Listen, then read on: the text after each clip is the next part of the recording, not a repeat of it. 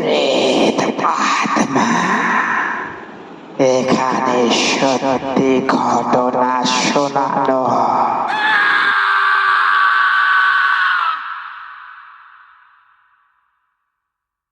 Hello বন্ধুরা, আশা করি সবাই খুব ভালো আছো, সুস্থ আছো। তো আজকে আবারও একটা নতুন ঘটনা নিয়ে চলে এলাম তোমাদের সাথে শেয়ার করতে। তো তোমরা কেউ ভিডিও দেখছো না, কেউ শেয়ার করছো না, লাইক করছো না, কমেন্ট করছো না। সবাই একটু বেশি বেশি করে শেয়ার করো, কমেন্ট করো। অবশ্যই আমার চ্যানেলটা সাবস্ক্রাইব অবশ্যই করে দাও।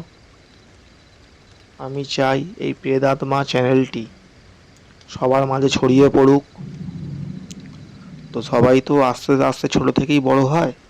তো সেই সূত্রে তোমাদেরকে আমি রিকোয়েস্ট করছি, অবশ্যই এই চ্যানেলটি সাবস্ক্রাইব করে দিও।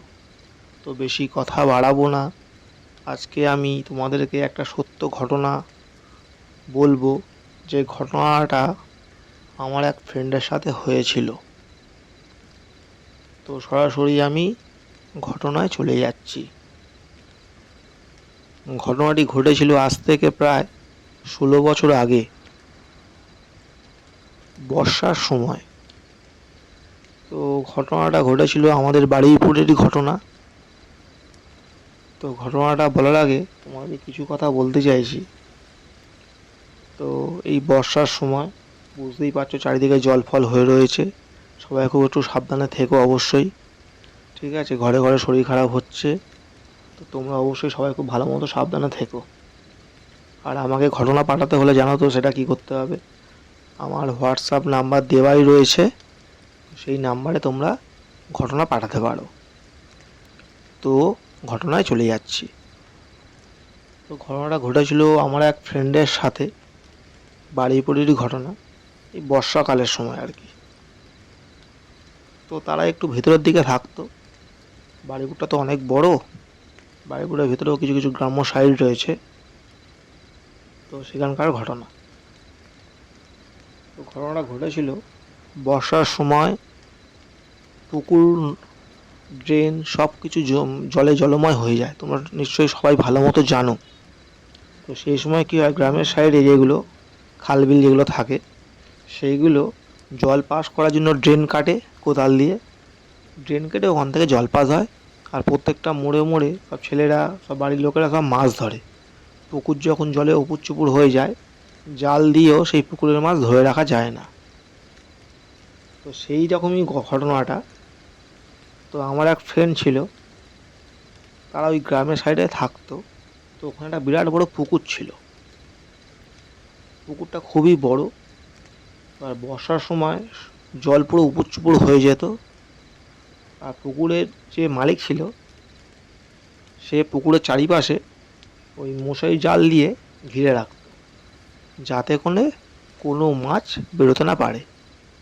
তারপরেও মাছ জলের উপর থেকে ঠিক কোনো না কোনোভাবে জাল ছিঁড়ে চলে আসতো।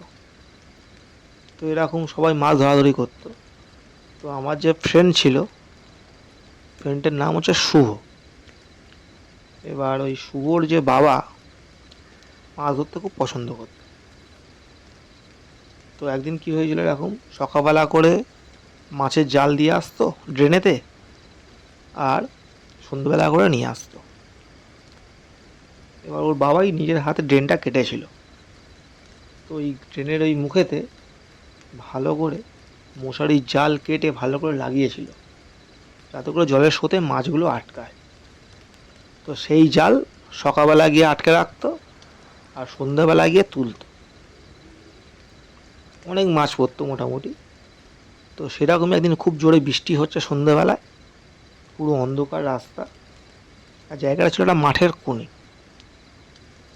তো ওর বাবা গিয়েছিল, গিয়ে একা একাই গিয়েছিল, একটা আলো নিয়ে গিয়েছিল, টর্চ নিয়ে গিয়েছিল। গিয়ে এবার দেখছে ড্রেনের ওখানে জালটা পাতা রয়েছে।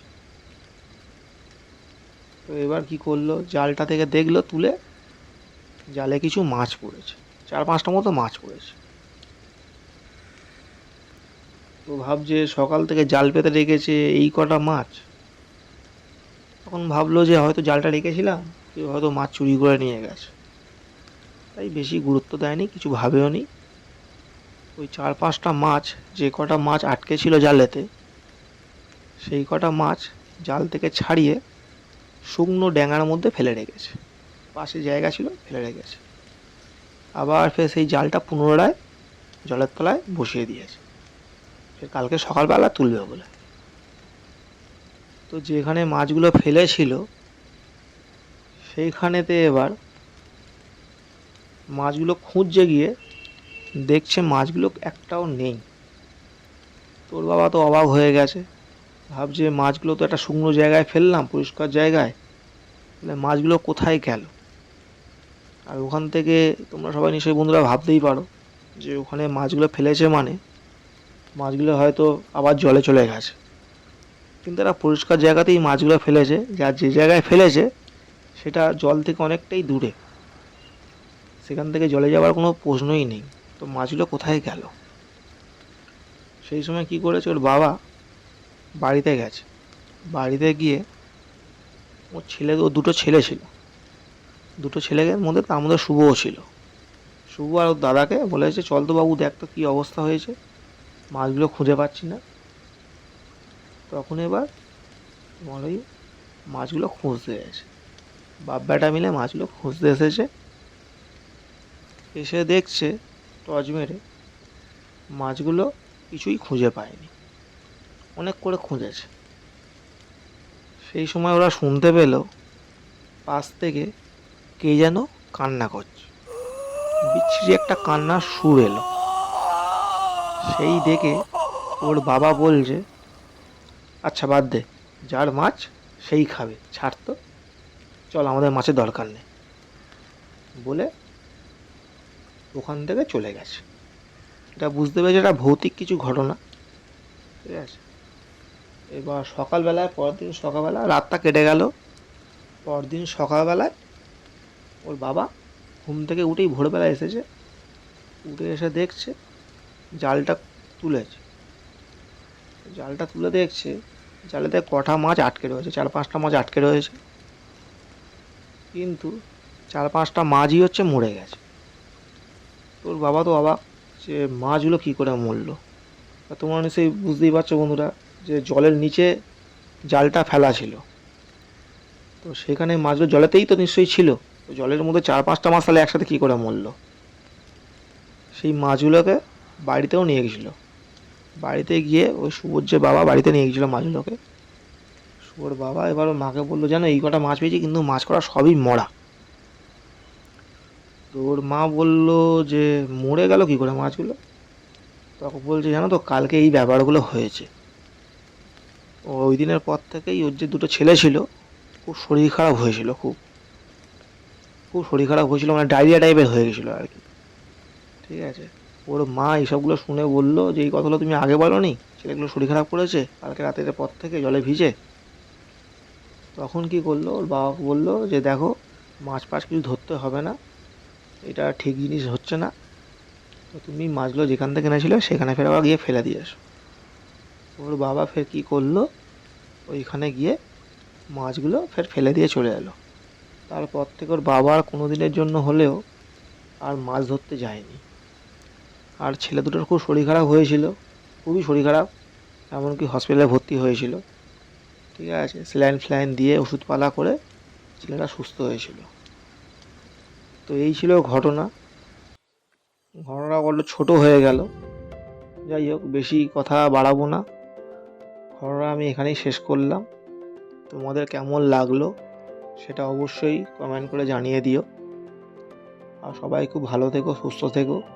আর আমাকে ঘটনা পাঠাতে হলে আমার এই হোয়াটসঅ্যাপ নাম্বার দেওয়াই রয়েছে, সেই নাম্বারে তোমরা পাঠাতে পারো। আর তোমরা অডিও করেও পাঠাতে পারো, ভালো ভয়েস করে পাঠাতে পারো, সেই অডিও রেকর্ডেও আমি এখানে পোস্ট করে দেবো।